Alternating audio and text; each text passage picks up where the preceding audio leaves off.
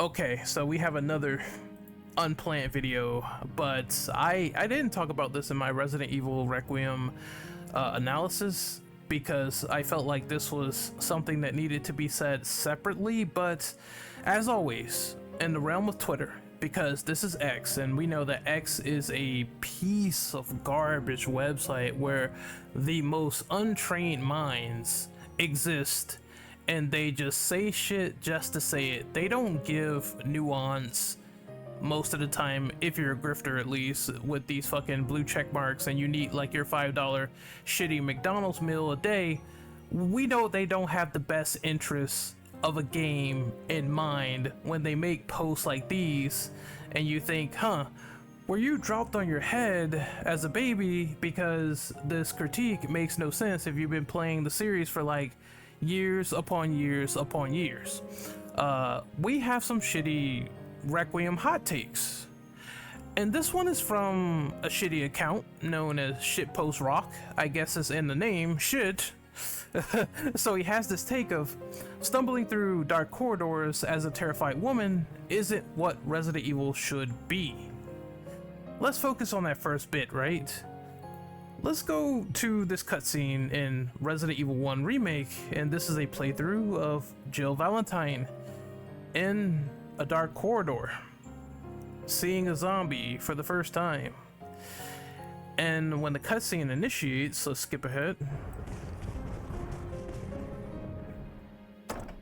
Skip right ahead. Barry! What is it? Look out! It's a monster! Panicked, confused, scared of this stumbling creature, this humanoid creature, this zombie that is all decayed, that almost killed her in that hallway.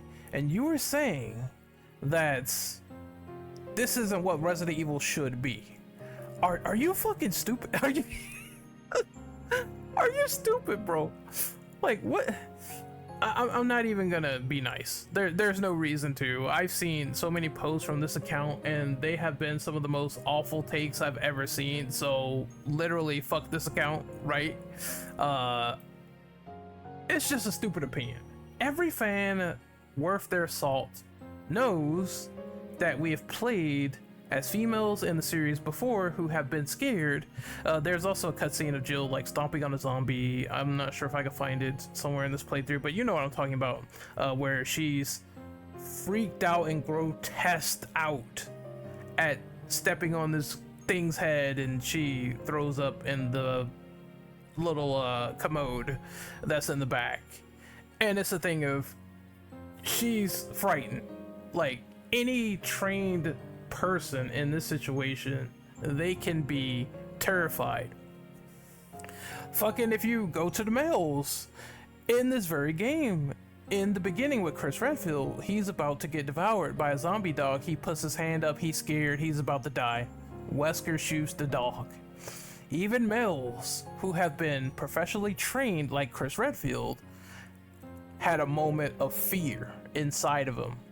Let's go back to females. Ashley Graham, yes, she's not playable for far too long, but she is in a playable segment in Resident Evil 4. Let's use the remake as an example.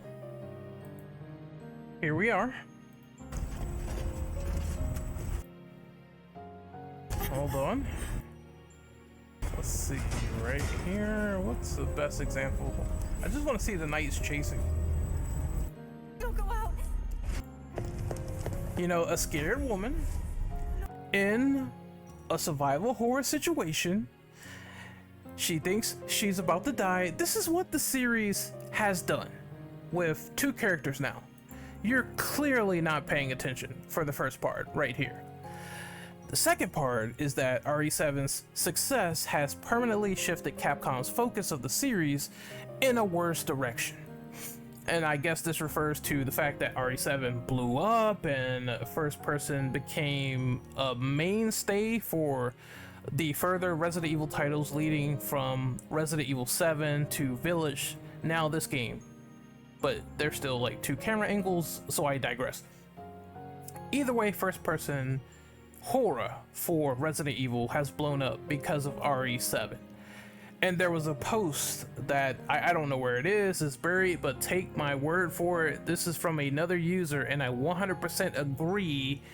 He said that wasn't the core Resident Evil fan base complaining about too much action horror since Resident Evil 4?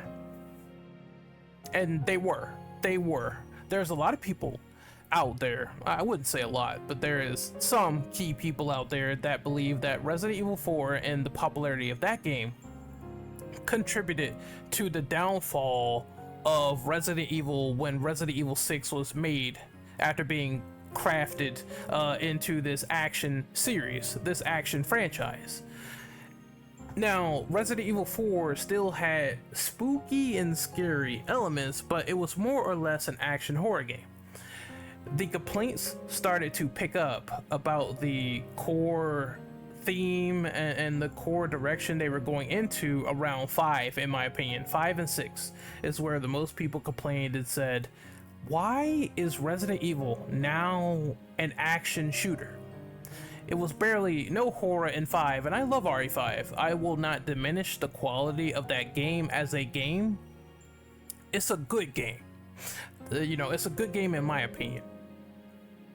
Yet, this is where the horror fans were complaining, and they were saying that, where is the survival horror? Which is a valid complaint. It is. It's still a good game, but it's a valid complaint, and this is where it started to fester into a game that was heavily mixed with Resident Evil 6.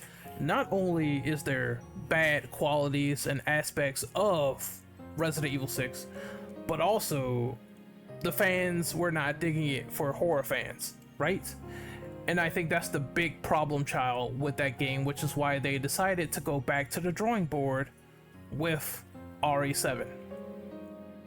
And I don't blame them. Like, there are those moments where a company will reevaluate and say, let's go back to the drawing board because we jumped the shark just a little bit. We jumped the shark just a little bit.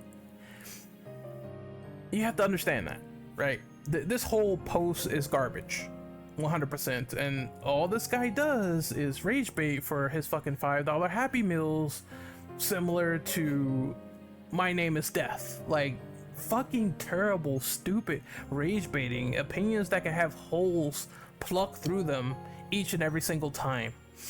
All right, the next point. Fans that don't like the fact that Grace Ashcroft stumbles in third person.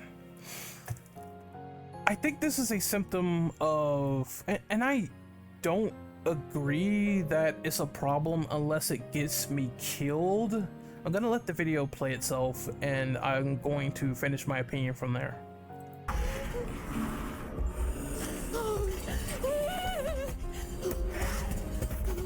What the fuck?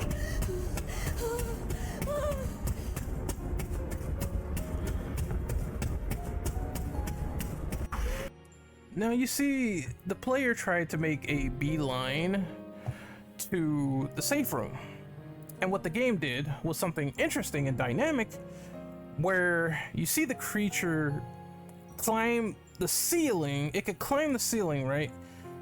And it managed to do that in the background and get in front of the safe room. And now you have to find an alternative means of doing a 180, going back and hiding somewhere until you can get away and go to that safe area, which I think is interesting. It keeps you on your toes. The reason why she falls over in third person is due to the fact that this is a AAA budgeted title. A lot goes into the animations, and to convey a lot in third person, which is sort of what games like The Last of Us, Uncharted, and Resident Evil 2 Remake did, was they're going to have animations where a character falls over or reacts to something in the environment or touches something or climbs over. These animations drag us into the immersion and the experience of the character with the way they run and move and cooperate with the environment. If you say you don't like it, that's fine, that's okay, but there's a reason why it's done in third person. As long as if my character falls on the ground, and as long as I get up quickly, because this also happened in Evil Within, I get up quickly and I stumble and I beeline to the last point, the hallway right there. And if I get into the safe room or I get in a safe area, no problem, then there's nothing to complain about. It's just an animation that details the intensity and the realism of the situation. And if you don't want to stumble or fall or clamber over everything, then there's an option for you in this game.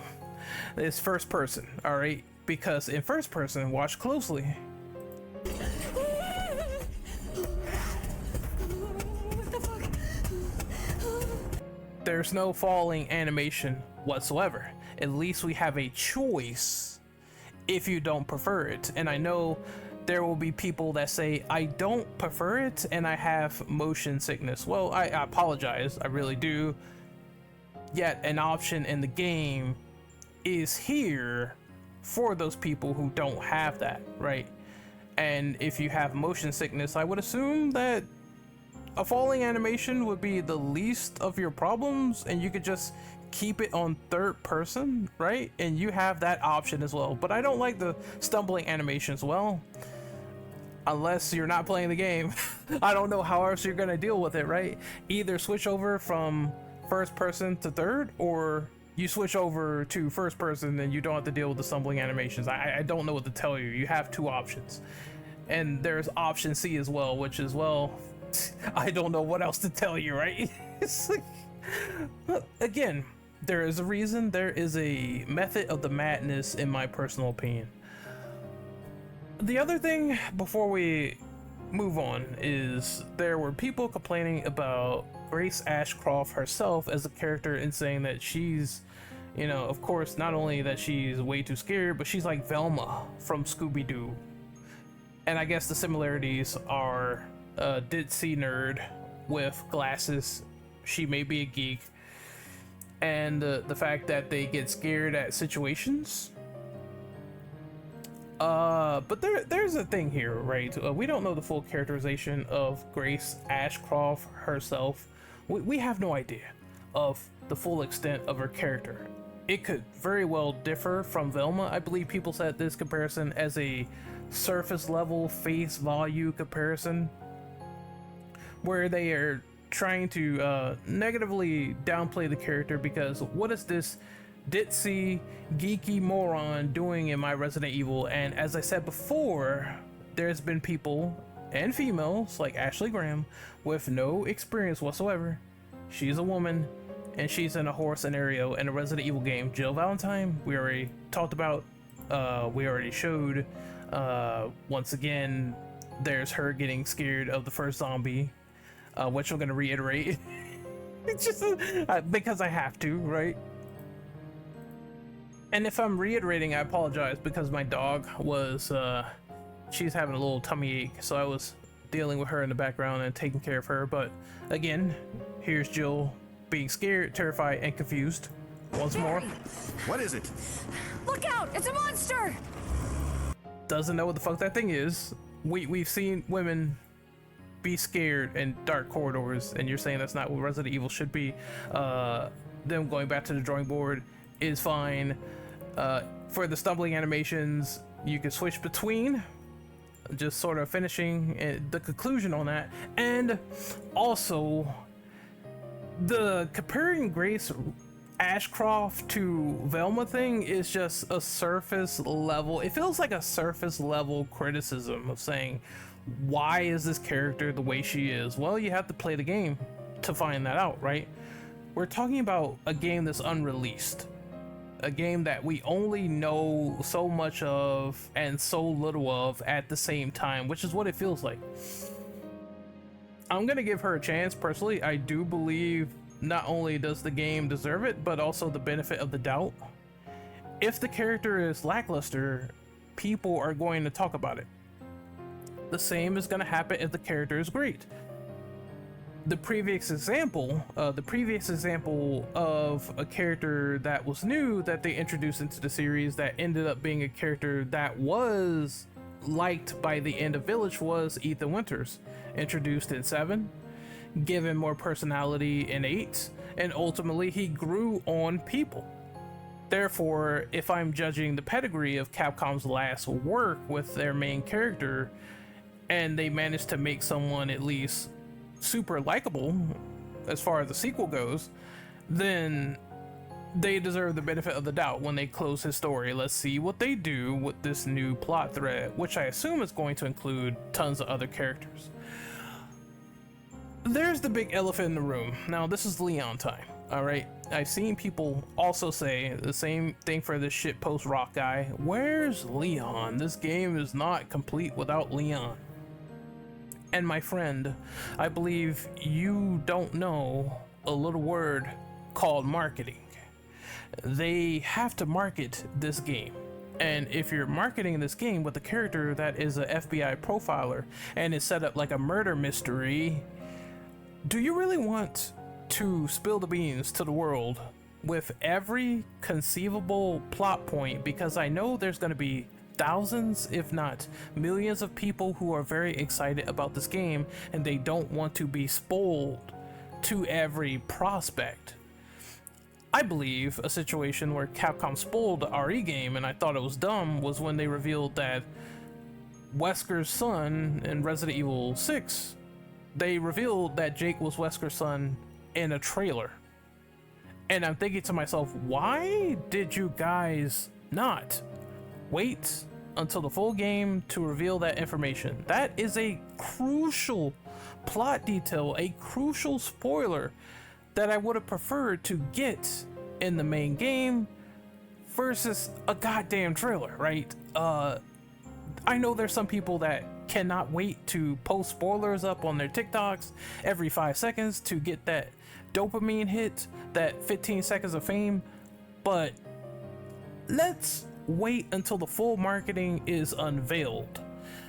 I do think there's going to be a legacy character in this game, and a perfect discussion that I had earlier was that I think people are only annoyed because Capcom has not shown their full hand yet.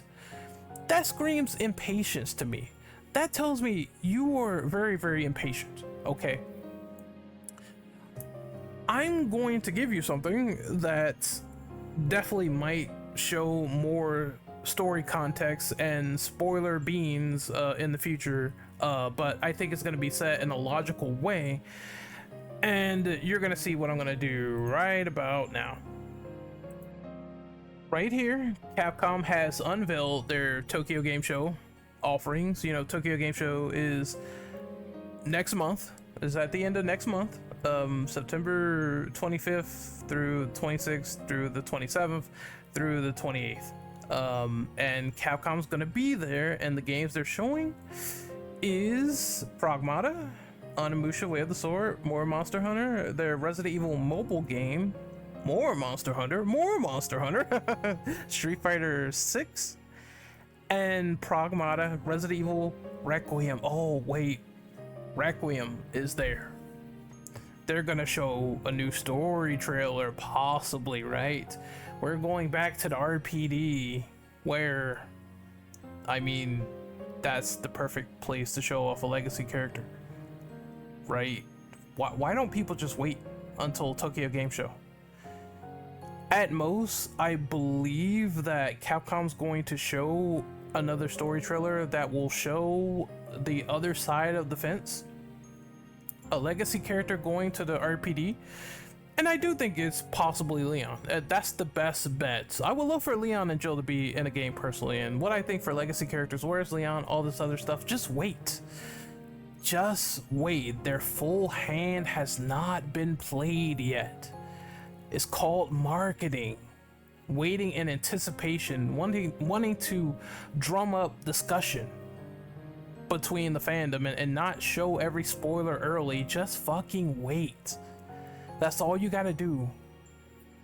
And I'm not even mad at people who want Leon or legacy characters in this game. I do believe if you're going to have this as a Requiem for the past 30 years of RE and show an iconic old location that you're going back to, it's a no-brainer that you need some legacy behind it, right? I want Grace's story told in a cool and unique way, but I also feel this game sets itself up for multiple characters. It could be either 2 or 3 of them. I will be happy, right? Even 2 at minimum. I think Grace and Leon being in the game and complementing each other campaign-wise would be cool. I think the Outbreak characters coming back, like Alyssa Ashcroft and hopefully some others, would be a cool addition as well. This should be a celebration game, so to speak, right? And I already talked about, Leon doesn't get scared of a bucket or whatever, something falling over, when he has a flinching animation in RE6. I know that's bullshit. Nakanishi is teasing us, trolling us. Don't take his comments at face value. There's definitely gonna be legacy characters in the game. Will all of them be in this game? Absolutely not. Absolutely not. I think Chris and Jill are going to be reserved for future entries, and their story is going to be wrapped up there. But if Jill is in this game, that'd be cool. I don't mind it. I just still think that's going to be an ongoing plot thread after this game and what happened after Village, which they should answer. That's a no-brainer. Now I'm going to conclude the rest of this video with some of the other criticisms that people have talked about and mentioned. There's no need for a feed for these, so I cut it off, and it's going to be general gameplay at this point. Actually, there might be one more because there were people saying there's no gun in Resident Evil 9 for the gameplay they showed, and I can prove that to be false. And there's another one as well. But I'm going to focus on these right here, which is, where's the action? Again, Capcom has not shown their full hand with fighting the enemies. I think that's going to be shown when we actually do get a gun, and you do get guns in this game. This gameplay is literally just the intro. It looks like the intro, it feels like the intro, or what happens after the preceding event, which is Alyssa Ashcroft getting killed. I think that's going to be the true introduction of the game, gameplay wise. Just setting you up for the mechanics, how the stealth works, how do items work when throwing them, and certain attributes, and how does the herbs work. It's the essential tutorial of the game that we're talking about. So you need to wait to see more. People saying that this is a run and hide simulator due to the stealth. Okay. Ah, God, I have to put the feed back up. I'm gonna answer that question in a bit. I'm gonna answer another one real quick, which is people saying the game is lame. I don't think you've played it. I'm just throwing that out there. This is another unverified thing. Unless you've flown to Gamescom and played the actual game itself, you have really nothing but YouTube footage. So how is it lame, bad, or terrible? I don't understand it at all. For the hiding bit, we've seen this in Resident Evil before. Let's give you guys another example as I look for it. But we've seen this before in Revelations 2. I'm not sure if I can find gameplay of it, but I know on God I'm telling the truth. Where as Clara Berry, ooh, let me turn that down a bit as I search for it. As Clara Berry, you can sort of stealth around a place. The first Berry mission is full of stealth on the island. That's how it introduces you to some of the mechanics in the game. Let's get this feed up real quick for you guys. Enough of me yapping. I'm just gonna prove it visually, as I will right here. Oh, I cut the volume down too. So when you go in this building for the first time, you go ahead a little bit. There's an enemy facing in the opposite direction, and they obviously want you to do a stealth kill on them. It's like you can tell some of these people with the way they sound, they have not played a Resident Evil game, and it shows, or they have not played the series enough. I guess it's later down the hallway, but look, here it is. This is all I need. We've done stealth before. It's nothing new. It's nothing new whatsoever. We've seen this before. Let's get the element of Grace having a gun, which makes the criticism of no guns in this game absolutely stupid. And here it is. We found it. In the developer message that they showed at Capcom Spotlights June 2025 on PlayStation's YouTube channel, we see that Grace is reloading a gun. Why are you saying there's no guns in this game again? Huh? Hello? That's a pistol being reloaded. Where's the action? I'm sure I'm gonna shoot things with that gun in this game, similar to RE7 and RE8. Therefore, that is a bogus bullshit statement if impatient people are saying there's no guns in the game when there is a literal gun in the gameplay being reloaded. They don't know anything. All right, these people are bullshit artists. All right, let's call them what they are, because it's true. Bullshit artists. Let's kill the feed. Let's move on to the next thing. Sorry, I'm killing the feed a lot. It's just I have to refer back to my points, which my desktop is like a mess right now. I think that's about it, except for this isn't Resident Evil. All right, I'm gonna end it on this. To me personally, when you think of Resident Evil and people say this isn't Resident Evil, it's way too slow paced, or this isn't Resident Evil, it has a character that's super scared, this isn't Resident Evil because of X, Y, and Z. What do I think Resident Evil is? And this is another argument that I've talked to death, but I'm going to summarize it here. Resident Evil to me is the idea of a biological weapon or a biological outbreak going off in an isolated area, and you as the protagonist, you have to use whatever you can to fight and survive. That's Resident Evil to me in the simplest terms, right? We have evolved into action horror. We have evolved into other things. We have taken a plateau into the series with survival horror, and we lost it, and then it came back. But Resident Evil has been a multifaceted, always evolving series for the longest time now, but that core still remains constant. You're fighting biological weapons and there's an outbreak, and it could be core to the action games. What are you doing in Spain in 4?